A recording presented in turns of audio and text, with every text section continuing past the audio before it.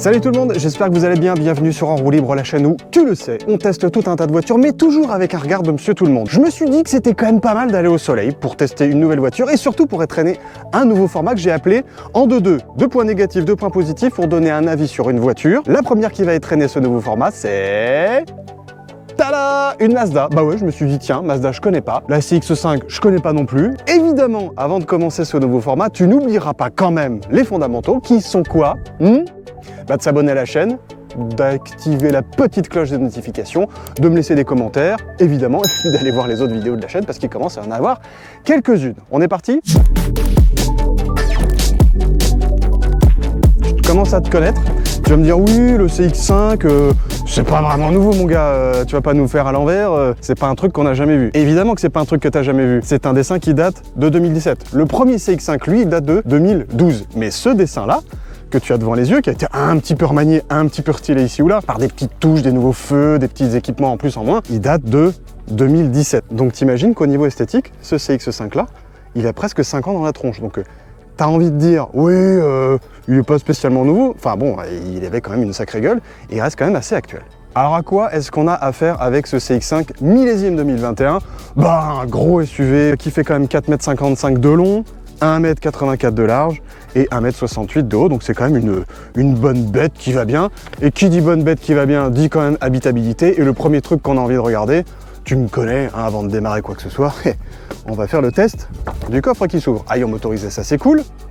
Et comme tu peux le voir, le test du sac de golf a été évidemment mené avec grand succès, puisqu'on peut rentrer le sac qui va bien, donc ça fait quand même un petit mètre 20, un petit mètre 30 de long, enfin de large plutôt.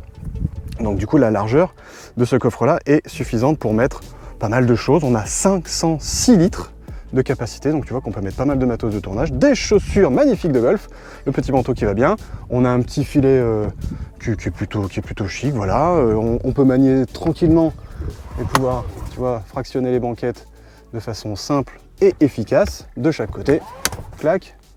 Donc on peut quand même charger un max de trucs. Donc de ce côté-là, ce SUV-là, il répond au critère numéro 1, à savoir foutre un max de trucs dans le coffre. Bon, comme tu le sais, sur En Roue Libre, on aime bien regarder les choses à la manière de Monsieur Tout le Monde. Donc Monsieur Tout le Monde, quand il va acheter un SUV, il va quand même regarder si l'arrière, il peut tanker toute sa petite famille. Donc allons à l'arrière. On ouvre par là.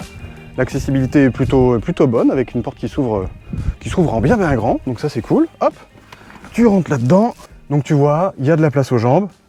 Là j'ai réglé le siège pour moi, donc il est quand même bien reculé, puisque je suis pas tout petit, hein, comme tu le sais.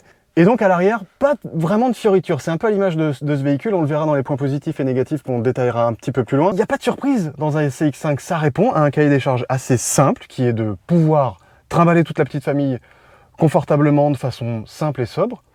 Et franchement, à l'arrière, voilà, on a de l'espace au coude. Un petit peu moins d'espace par contre si tu veux être 5.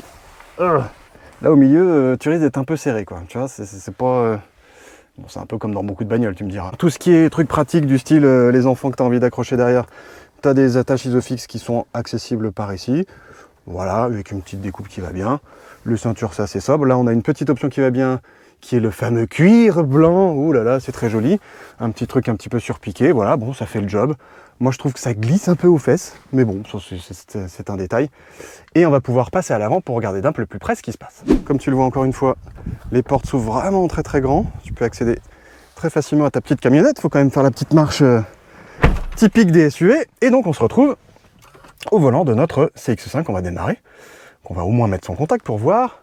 Ça en particulier, c'est une nouveauté du millésime 2021. C'est un écran de 10, et des bananes de pouces, donc à peu près une quinzaine de centimètres, tu vois, c'est un peu plus grand que ma main, qui nous centralise toutes les informations, tu vois, communication, divertissement, etc., navigation et tout le tralala habituel. Et ce qui frappe dans ce CX-5 là, c'est son côté très simple. Il se passe pas grand chose, t'as pas un florilège de boutons, tu vois, t'as tout un petit commodo pour gérer toute ta clim par ici, t'as pas énormément de boutons par ici, tu gères tout ton truc d'info divertissement grâce à ces petites molettes là, quelques petits retours de boutons, tu as ton petit truc de volume pour gérer tout ça, et tu as une planche de bord, tu vois, qui est pas ultra présente, c'est assez sobre, tu vois bien, tu vois loin, bon évidemment t'es haut, tu te sens plutôt en osmose avec ta caisse direct d'entrée, t'as pas l'impression d'avoir d'une espèce de camionnette. Bon, évidemment, au niveau du gabarit, il faut s'y faire un petit peu au début, mais bon, ça va, on s'en sort. Et pour revenir à cet intérieur, à cette planche de bord, on a quelque chose d'assez simple, d'assez intuitif dans le fonctionnement, et presque de trop simple, mais ça, on le verra un peu plus tard. Notre modèle d'essai que Mazda France nous a gentiment prêté, merci encore à vous les gars, est doté d'un joli petit toit, pas vraiment panoramique, plutôt ouvrant, tout simple, un peu à l'ancienne. Dommage d'ailleurs de ne pas avoir un truc vraiment panoramique comme ce qui se fait dans la plupart des concurrents, type Hyundai Tucson, Peugeot 3008, Toyota RAV4, tout ça. T'as quand même un petit côté, c'est bien, c'est bien équipé, pas de soucis, c'est plutôt bien fini. Mais dommage de ne pas avoir un truc panoramique. Côté finition, on a quelque chose de pas ultra premium, hein, faut pas déconner, ça reste quand même du milieu de gamme. On a du plastique pelliculé sur le côté. On a du cuir qui est plutôt bien fini, avec des petites surpiqûres sympas. Tout est pas mal assemblé, franchement, ça donne une impression de qualité. On n'a pas quelque chose de totalement scandaleux. Ça, c'est du vrai faux bois. Bon, ça fait un peu cheap, mais bon, ça fait la blague. Ça fait une planche de bord un peu plus travaillée, on va dire. Il y a quelques petites baguettes de pseudo-alu qui sont plutôt bien assemblées. On a ce petit côté un peu black ici, qui prend un peu les traces de doigts, mais ça, c'est pas grave. Les boutons, ça marche bien. C'est pas foufou, mais c'est pas scandale non plus. On n'a pas des masses de rangement, tu vois. Tu as de quoi mettre ton réglissement par ici, 2 prises USB par là, une petite prise 220 qui va bien par ici, on en a une autre par là, donc ça c'est plutôt cool. Donc bon, tu vois que c'est pas mal du tout, franchement, en termes de finition, en termes d'équipement, on est plutôt up-to-date, j'ai envie de dire. On a tous les petits commodos d'aide à la conduite, tu vois, les caméras, l'aide au parking, le maintien en ligne, ce genre de petites choses. C'est centralisé par ici, c'est très simple d'utilisation, encore une fois. On s'y retrouve assez vite. L'ensemble est plutôt qualitatif. On est en présence d'un SUV, pas premium, mais moyenne gamme, bien placé. Bon, tu me connais, moi j'aime toujours regarder plus précisément ce qu'il y a sous le capot des voitures que je teste. Donc, on va aller regarder d'un peu plus près celui-ci. Et voilà donc ce qu'il y a sous le capot de ce Mazda CX-5 que nous avons dans sa version essence, 165 chevaux messieurs dames, avec une boîte automatique, je crois que tu l'as vu quand on a présenté l'intérieur, qui fait 6 rapports. Bon, c'est un gros moteur puisqu'il fait 2 litres de cylindrée, enfin c'est censé être un gros moteur, mais il n'a pas une grosse pêche puisqu'il ne fait que 213 Nm de couple à 4000 tours minute. Côté consommation, ce 4 cylindres nous affiche une conso mixte de 7 litres 3. Moi j'ai fait pas mal d'autoroutes pour venir jusqu'ici, tu vois que c'est joli, c'est l'île de Ré. Donc il faut se taper quand même entre Paris et l'île de Ré une 500aine de kilomètres. Et je suis plutôt aux alentours des 7 litres 6 en étant à 130 tranquillement au régulateur sans faire le foufou. Donc c'est quand même un moteur assez gourmand, pas ultra péchu, et ça on va commencer à s'en rendre compte, ça fait partie des points négatifs. Maintenant qu'on a fait le tour du propriétaire, on peut vraiment s'attaquer à ce fameux test en 2 points positifs, 2 points négatifs, et on va commencer, tant qu'à faire par le positif, faut pas déconner. Premier point très positif de ce Mazda CX-5, là, dans son millésime 2021 et dans sa finition sélection, c'est son côté, j'ai envie de dire qu'il se la raconte pas. Ça se la raconte pas, c'est simple, c'est efficace, ça fait pas dans la dentelle, tant dans le dessin qu'à l'intérieur, dans la façon dont tu utilises la voiture. Il ne faut pas avoir fait Sciences Po, l'ENA, Polytechnique pour comprendre comment fonctionne cette voiture. Elle est très simple d'utilisation, elle est relativement économe en termes d'équipement, j'ai envie de dire, t'as ce qu'il faut, t'as pas trop d'équipement, t'as pas des trucs qui servent à rien dans tous les sens, des détecteurs de je ne sais quoi, des systèmes qui servent à rien et dont tu te sers jamais. Là, on est vraiment dans quelque chose d'efficace, qui fonctionne bien et qui est simple d'utilisation. Encore une fois, ça c'est très important. Pour moi, quand je monte dans une voiture et qu'il faut 6 jours pour comprendre comment elle fonctionne, celle-là, c'est pas du tout le cas.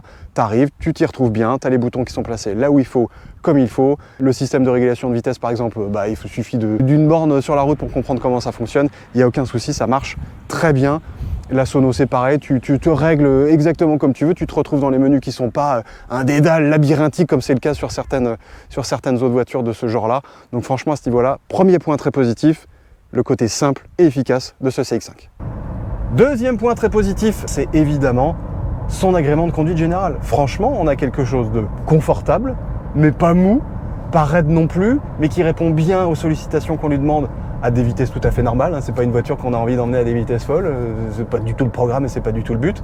Quand tu conduis comme un bon père de famille, avec toute ta marmaille derrière, à 130 sur l'autoroute, t'as pas de surprise. Le freinage est bon, la tenue de route est très saine, elle n'est pas délirante, hein, c'est pas un scalpel du tout, et encore une fois c'est pas le but, mais l'auto se place plutôt bien, on n'a pas la sensation de se faire déborder par le poids dans tous les sens, et moi il y a quelque chose que je trouve vraiment remarquable, c'est la façon dont elle est suspendue. Je m'explique, tu peux avoir certains SUV qui vont chercher vraiment le confort par des assises un peu molles, par des suspensions un peu molles, et ça te donne un peu la gerbe, et tu te retrouves avec un machin qui part dans tous les sens en virage. Là, on a quelque chose qui tape vraiment dans l'entre-deux, c'est assez cool. On n'a pas quelque chose de trop mou, mais on n'a pas quelque chose de trop raide. On a un truc vraiment équilibré et ça se ressent vraiment globalement sur le comportement de cette voiture, tant dans les prises de roulis en virage que quand dans des phases de freinage peut-être un peu appuyées, je sais pas, il y a quelqu'un qui te déboîte la gueule.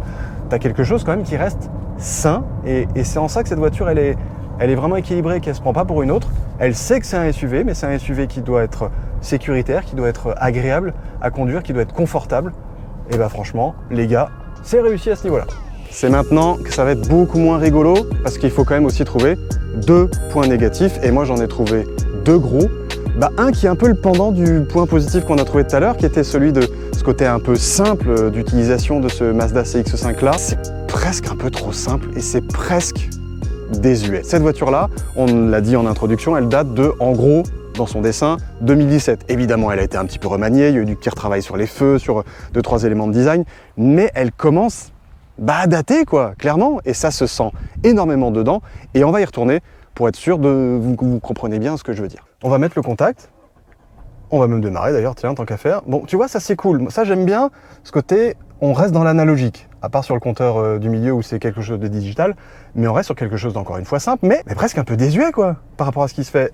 Cet écran-là, les gars, ok, il a été augmenté de taille, il a été repensé, mais pareil, c'est tout petit ça. Et puis c'est pas tactile, t'es obligé de tout gérer avec ta molette.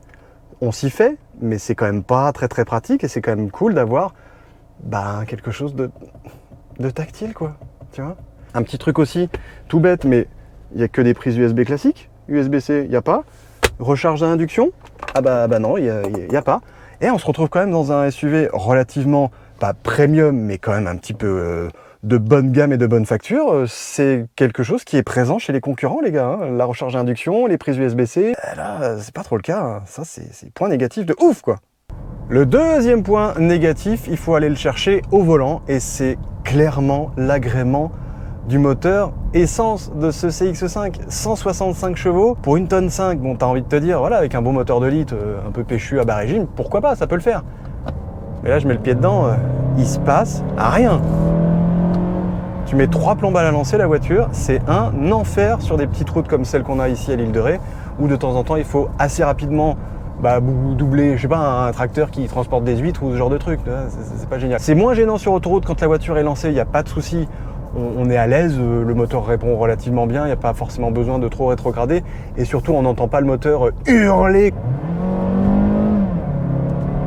Tu vois, et là on est à peine à 70. Ça c'est le genre de truc, moi perso, ça me rend dingue.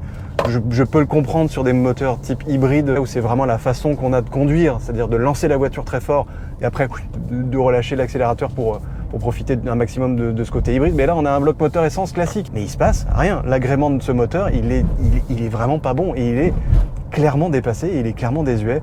L'étagement de la boîte automatique à 6 rapports, il est pas ouf non plus. Même si on a des palettes au volant, elles répondent pas super vite, super bien.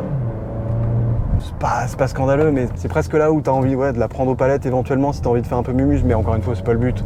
Donc sur une utilisation, on va dire, classique à la papa, ça manque de présence, ça manque d'un peu de rondeur, et c'est un peu désuet, quoi. Je suis pas très fan de ce moteur.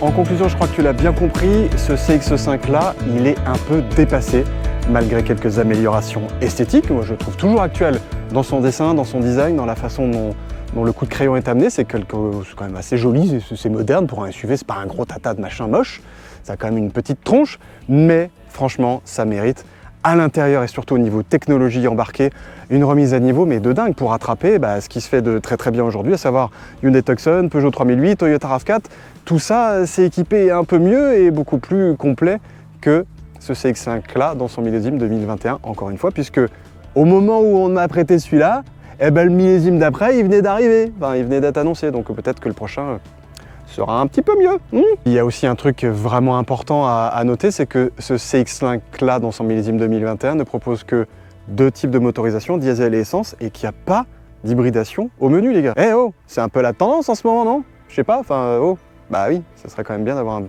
petite proposition d'hybride. Surtout que Mazda, vous faites quand même des choses pas mal niveau électrique, non? Et au fond, peut-être que ce millésime 2021 du CX5, ça peut être un bon plan pour celui ou celle, donc toi, qui cherche un SUV fiable, parce que franchement, Mazda, ils sont réputés pour leur fiabilité. On sent que c'est une voiture simple, qui part pas dans tous les sens niveau électronique et tout le tralala. Donc franchement, c'est pas pour rien que c'est une des marques les plus fiables au monde. Et puis, c'est clairement une voiture qui va décoter relativement vite, du moins je l'espère pour toi qui cherches une voiture pas trop onéreuse, puisque le millésime d'après va arriver dans pas longtemps. Et puis peut-être qu'en occasion, ça vaut le coup de jeter un œil dessus, parce que c'est aussi une voiture qui est relativement bien équipée quand même. Et pour toi qui cherches quelque chose de passe-partout, de fiable, et qui a quand même une petite gueule sympa, ça peut peut-être le faire. Et voilà, monsieur, dame, c'en est fini de ce test du Mazda CX5 en 2.2 et en short. Bah oui, on est à l'île de Ré, faut pas déconner, et puis il fait beau, et puis je suis monsieur tout le monde comme toi, donc je me mets en short, même pour tester les voitures. J'espère que ça vous a plu, que vous en avez appris un peu plus sur ce millésime 2021 du gros SUV de Mazda qu'on appelle le CX5. D'ici le prochain test, évidemment, n'oubliez pas de vous abonner, n'oubliez pas de mettre des petites cloches de notification pour ne rien rater des prochains tests que je vous propose. Laissez-moi quelques commentaires, laissez-moi des petits pouces en haut en bas, ça m'aide à mieux référencer, ça m'aide à mieux exister, ça m'aide à vous choper des bagnoles de plus en plus foufou et de plus en plus fofolles. D'ici le prochain test, portez-vous bien, bonne route et à la prochaine. Ciao!